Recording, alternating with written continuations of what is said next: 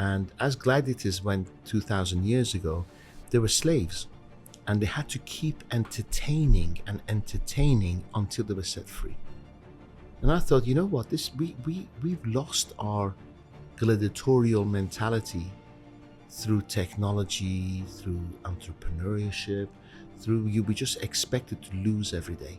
So what I want to do is I want to have the gladiator mastery to win in friggin' life and celebrate prosperity, celebrate abundance, celebrate being fucking happy in love, abundance of love and connection and gratitude and contribution and fucking wealth. At the age of 3.5, I lost my father. He was 29 years old. And they did, just lack of education, they didn't tell me the truth. They didn't want to hurt me. I wasn't ready. So for over a year, I stood outside school waiting for him to pick me up. I would sit outside the house. They wouldn't know. I would sit outside the house. When's my dad coming? You know, and then a year later, they took me to his grave on his anniversary. I was like, they're all crying. So who's this, your dad? That's how I found out. Right, so I felt so lied to and cheated to by the closest people in my life. At the age of 4, and I was like, what? How could they for such a long period of time lie to me? So my advice is children can handle everything. Always tell them the truth, because this business of people cheat you has never left me. Dariush, are you ready to unleash? Perfectly. I'm trying. I'm unleashed. Unleashed, always. The can's open. The tip of the can is open. I am unleashed. I felt it. I felt it from the beginning. The fact that I saw you on that amazing arena and I saw a gladiator on a stage, it really inspired me. And I believe thousands of people who will listen to us will be inspired about the story behind in just establishing arena and the story behind Gladiator. Would you mind if you unleashed your story? Okay. The reason I'm smiling is because I love you.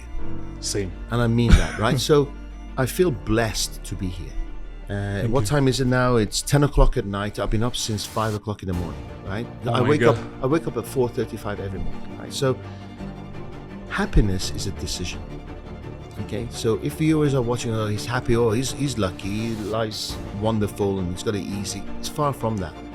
I'm tired, I want to be with my kids, I want to be with my wife at home, but it's an honor to be here, right? So I celebrate every moment because there's no guarantee there's going to be a tomorrow, right? So I think one of the things that gladiators did, they weren't guaranteed a future, right? So they practiced their trade, they studied their opponents, they practiced the moves, the maneuvers over and over and over and over again. And as gladiators went 2,000 years ago, they were slaves, and they had to keep entertaining and entertaining until they were set free. And I thought, you know what, we've lost our gladiatorial mentality through technology, through entrepreneurship, we just expected to lose every day. And eventually somebody will say yes. But life doesn't have to be like that, okay? And the reason we've gone soft is because as human beings, we're not built to prosper. As human beings, we're built to suffer. Mm-hmm. Okay, so if you think about 10,000 years ago, 5,000 years ago, we were hunter-gatherers, right?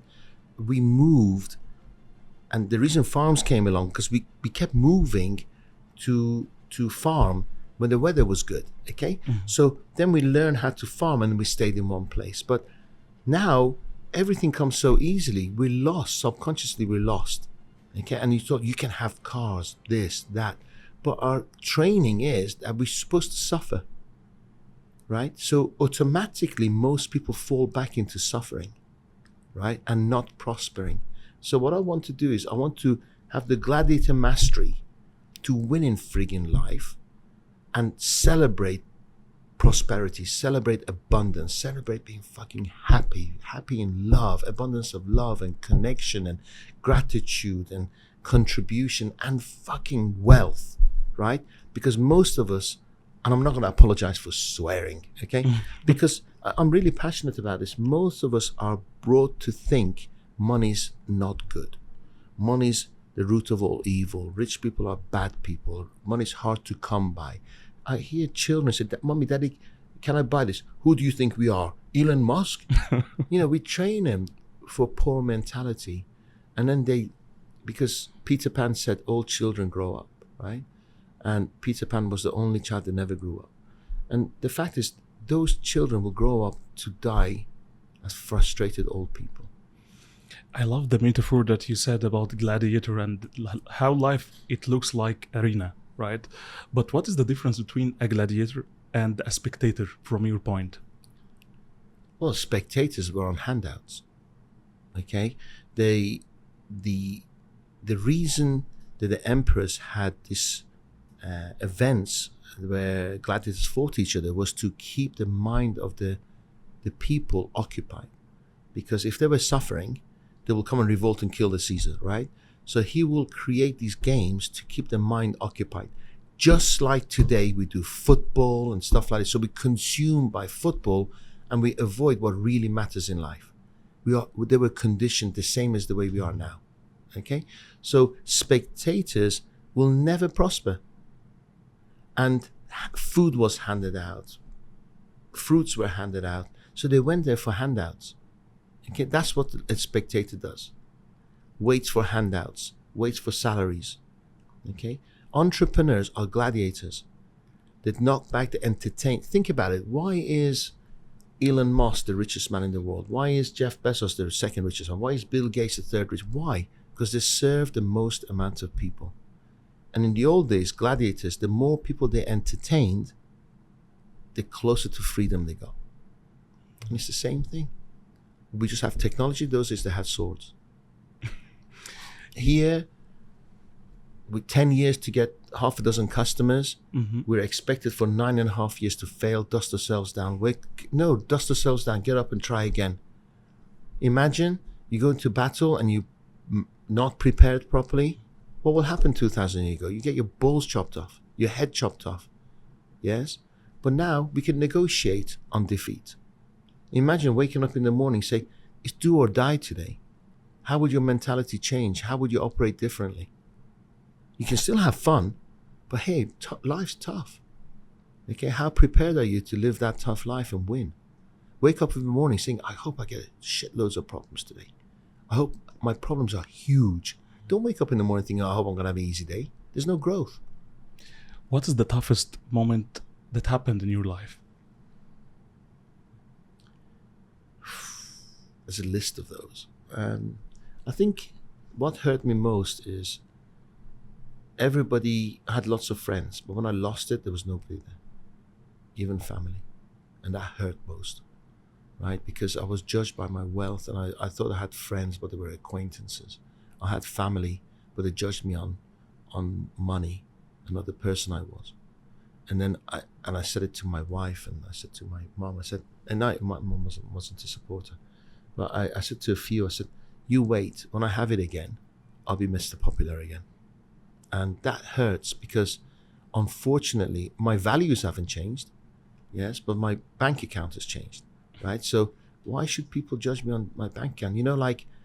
I don't care, I'll say it. These Russian billionaires and oligarchs who screwed Russia and took out billions and billions of dollars and bought like $300 million boats, yes? They didn't earn it, they screwed Russia. But then before the war, the West was happily taking their money, right? But now it doesn't suit them. They're confiscating the boats and freezing their bank accounts. These guys had zero principles in the first place. What did we expect them? Why did we accept them? Right? Because our values aren't coherent. They're the same crooks, right? But our values are not coherent. When I say we, the West, not so much I love UAE. And not, UAE is all about peace. Okay? But in the West, it's all about capitalism. It's all about money matters more than values. And that hurts me most. That I think we should still have our values. We should have our boundaries. But what was the trigger that wakes you up and get, that I have great values and I can inspire and change my situation? Because it's not an easy one. Okay. my kids, because I want to leave a legacy that their father was a decent man. Even if I'm not in a meeting with them, I'm doing a meeting, I always think, if my son was here now, would he be proud of me? So I get my fictionary situation to judge me. I look in the mirror at night and I have a fucking honest conversation with myself. Zero ego. I'm this, I'm that, I'm that. Did I have a good day? Did I bullshit my way to this? Sometimes I bullshit my way because I just can't be bothered working, but I'm honest with myself, right? Do I want to have a day like that? Not really. What am I going to change tomorrow? So have honest conversations with yourself. Be your own judge. Yes, those are the things that I think realigns you to your values. So if I die, I never woke up a day in my life thinking I'm going to hurt someone, harm someone, take advantage of anyone. Maybe but definitely along the way I've hurt people, not being intentional, but because I'm on a path. I want to help as many people as possible. I'm going to leave a legacy for my kids. And along the way, if you're not up to it, jump off the bus. Right? In that moment, do you believe that growth, personal development, or the growth itself, you can lose closed people? They weren't closed anyway. We thought they were closed. Right? So we all vibrate in different dimensions. And have you ever, I know you're married, and I'm sure you didn't marry the first person you met, right? You get into a relationship, a love affair, and then a year down the line you think, what the hell did I see in this person? Right?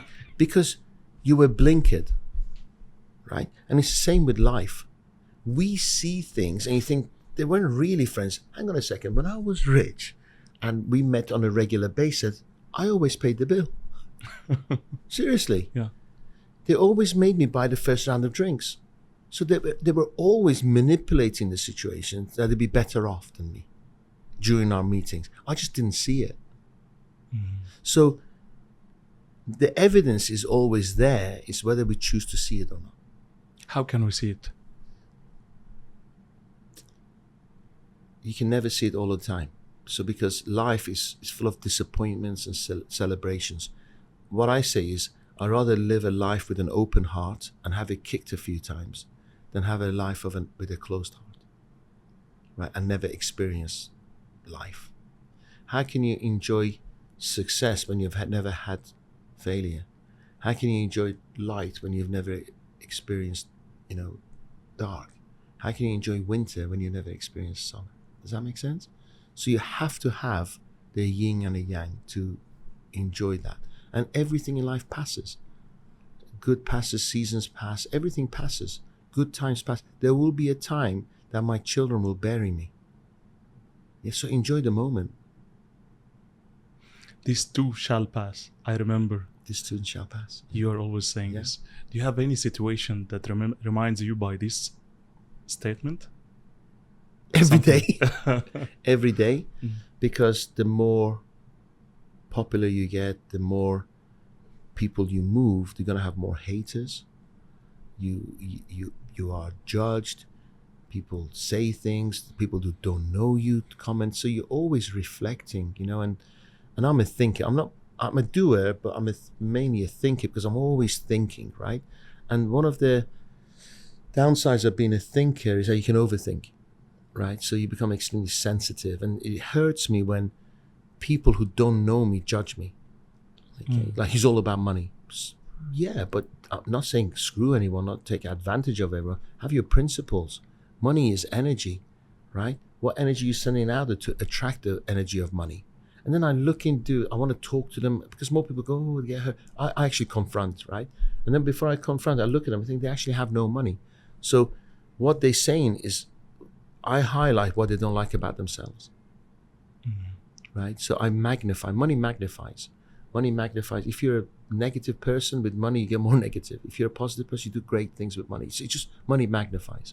And I tend to magnify people's emotions towards money, whether good or bad.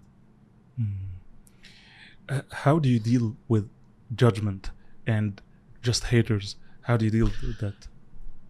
I'll give you an example. About a few months ago, one of my team opens up a TikTok account. And I don't even go on TikTok, but I have a TikTok account that I never go on. And a couple of my videos got like 600,000-700,000 views. So I was like, oh, okay. Why is this one getting 1,000? This one's getting 10,000. This one's got 700. I really didn't understand the logarithm. So I go online, and the video that went viral is a true story about a company I opened up in the UK, and it did very well. And this was 30 years ago, before the internet and stuff like this. And I can tell you the story now. Mm-hmm. So I did the horrible thing of looking at the comments, right? And they were like, the guy's a liar, he's a bold so-and-so. And then I started replying, say, please check this, I never heard of this. Okay, check this reference. I replied to 10, there was like 300 messages. By the time we got to the 15th, I was like, you fucking asshole. Yes? And suddenly my son calls me, a 15-year-old son calls me from school. He said, Dad, my friends are seeing you reply to this. I was like, okay. He goes, right, don't do anything else. He got home and blocked all comments. So my lesson, it was only a few weeks ago. Mm. So my lesson was, don't react. Mm-hmm. Don't react. Haters will all be haters. Losers will always be losers. You cannot. I walk into a room, somebody hates me because I'm bald. I walk into a room, somebody hates me because I'm smiling. Because they're miserable fuckers. Right? Nothing to do with me. I swear it upsets people. You know that event I did with 13 hours? I stood on my feet. I had blisters in my feet and everything else. Somebody phoned up and says, I learned so much from you, but please don't swear.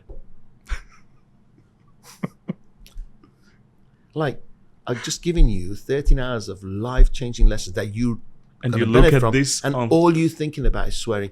I was on a Tony Robbins course in London, and Tony's American, so he swears, people leave. He said, I want to make you $1 million. Mm-hmm. About 100 people got up and left out of 12,000 people. So I stopped. I said, why are you leaving? He doesn't say pounds. I swear. You cannot satisfy everyone. You cannot. You can't. You cannot please everyone. You can't. So I'm like, idiot, paid, leaves, because you know why? Because Tony gets you to look deep within yourself, and people are scared of what they're going to really see. But it's not easy to deal like that. I know that saying it could be easy, but controlling the emotions itself when the situation happen or strikes, it's not easy. Do you have any approach in your mind that you use it to control such things? Of not being hurt? Yeah. Here, just fear judgment or well, here's haters. The thing. Nobody beats me up more than I beat myself.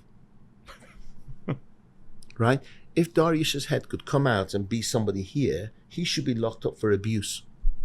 Because from my upbringing, I'm judged, not good enough, I'm a loser, everybody's better than me. So I'm constantly battling this defeatist, lack of self-worth dialogue that I'm having in my head. So whatever they say is nothing compared to the abuse I give myself. Here's a lesson. Mm-hmm. Be aware of the conversations you're having with yourself. Most people aren't aware. They just react. So what I do is, no matter how I react, I always think, what was I thinking that made me do this? Now, as I'm getting older, I don't punch anymore. So I just I think, okay, there's a consequence to violence. So let's just think about what I'm going to, okay, is it worth it? We're all going to die, so it's not a big deal, right? But 30 years ago, 25 years ago, when I had lots of anger because of my horrible childhood, you only needed somebody to just trigger. Yes, I was... Yes, my kids, my first two kids, didn't want to be in the car with me because I'll get up and beat somebody up. I was putting the guy you see me isn't the guy 30 years ago. I was locked up on a regular basis just to calm down. The police will lock me up for a few hours to just let off steam because I was so angry inside. So I used this anger and drive to make money, to win, to sell, to manipulate in a good way, strategies to win, right? What's the biggest thing that you're proud of? My kids. I've screwed up everywhere, but I like to think I have the most 4 beautiful kids, complete. And I tell you why I'm proud, not because they're so gorgeous looking, and they are, lucky sperm club. I gave them nothing but love. Okay, and I think there's not enough love given to kids these days, and that breaks my heart. So what happens if somebody's lacking love, which I did, I lacked so much love. you form wrong relationships because you're hoping and praying they fill your cup with what's lacking. But if your cup is full, you don't go out looking for love. Does that make sense? You just find people, you attract people who enhance your life, not fill what's missing. Because nobody can replace that space but yourself. What I think we should put that in a book. That's a really 100%. massive thing, right? I've just done a quote that could be repeated for centuries to come. I like that one. Please, what time was it? Put it recording. 100% still weird. Yeah. If I don't get 5,000 likes for that, there's something. We'll do it right now. So wow, I'm quite moved by that. It's lovely. I feel the connection anyway. So we'll cut it. No worries. I believe that you love to keep. What do you mean you cut it? No. Don't cut that. That was my highlight. We're still alive, and we'll be always alive. So are we live? We always live. Seriously, and we are I alive. thought you're recording this. Not we are recording, but as almost well as live. alive. Oh my Almost god! alive. So I'll be very careful what I say. No, not at all. So I believe that caring about your children and being proud and they are your source of motivation happen for a reason, right? What is that reason that happened? Two things. Age of 3.5, I lost my father. He was 29 years old. And they did, just lack of education, they didn't tell me the truth. They didn't want to hurt me. They thought I wasn't ready. So for over a year, I stood outside school waiting for him to pick me up. I would sit outside the house. They wouldn't know. I would sit outside the house. When's my dad coming? You know, and then a year later, they took me to his grave on his anniversary. I was like, they're all crying. So who's this, your dad? That's how I found out. Right? So I felt so lied to and cheated to by the closest people in my life. At the age of 4, and I was like, what? How could they, for such a long period of time, lie to me? So my advice is children can handle everything. Always tell them the truth. Because this business of people cheat you has never left me, right? If your mom, your granddad can lie to you, yes, for over a year, what's the strange going to do to you? How did it shape your future or just that? So how it shaped me was that, what was the question originally? I missed it. Do you even remember what your question was? For sure, your children, their source of motivation. That's why, what was the reason for that? Yeah. So I always wanted to tell my kids the truth. My mom was, she was a widow at 23. She was 19 years older than me. So she had it tough. So she was constantly, and she blamed, for whatever reason, she blamed me for her loss. Okay, why was that? She was angry. Things happened to her. She was angry with my dad. She was angry she's still a very attractive woman. She could have had anything and everyone. And then she married this young, handsome engineer who was an entrepreneur. And then he just left. And then she had to fight my father's family for our keeping us. And she won.